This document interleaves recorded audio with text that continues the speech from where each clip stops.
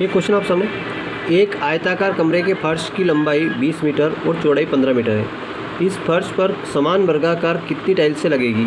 और चार ऑप्शन आप सामने 10, 12, 15, 16। तो देखिए इस क्वेश्चन को किससे सोल्व करेंगे। सबसे पहले तो ये एक आपका वर्गाकार एक फर्श है, एक फर्श है, ये वाला एक फर्श है, ये वाला। तो सबसे पहले देखना है कि टाइल्स की, इन टाइल्स की जो लंबाई है वो निकालनी पड़ेगी, एक भुजाकार है ना। तो पहले इसका एस शेप निकालेंगे, है ना, यानी कि लघुत्तम समापवर्तक। देखिए एस शेप, तो ये 20 है और इसमें किसका भाग लगाएंगे अपन? 15 का। 15 एकम 15 घटाएंगे। पहले टाइल्स की लंबाई निकालेंगे, कितनी लंबाई की टाइल्स लगेगी, है ना, वो देखना पड़ेगा, है ना।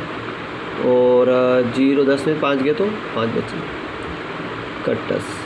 अब इस 5 का फिर इस 15 में भाग लगाएंगे, तो 15 देखो, 15 तिया 45, नहीं 5 तेरी 15, 5 तिया 15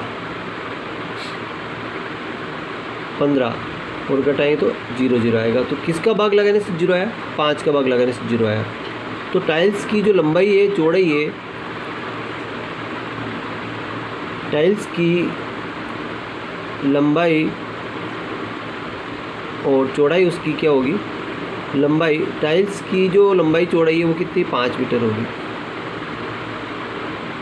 यानी कि ऐसी टाइल्स लगेगी आपको, ऐसी, ये जिसकी 5 लंबाई भी होगी और 5 चौड़ाई भी होगी, ये ऐसी टाइल्स इसमें लगेगी। अब कितनी टाइल्स लगेगी तो देखना पड़ेगा। तो अब क्या करेंगे कि इसका वर्गाकार क्षेत्र का क्षेत्रफल निकालेंगे, है ना, कमरे का क्षेत्रफल निकालेंगे। तो क्षेत्रफल कितना होगा? लंबाई गुणित चौड़ाई होगी। लंबाई गुणित क्या होगा? चौड़ाई। तो लंबाई की बटा ना, तो लंबाई कितनी इसकी? 20 और चौड़ाई कितनी? 15। तो 15 दूना 30, 300 वर्ग मीटर। अब 300 वर्ग मीटर में अपनी टाइल्स कितनी है?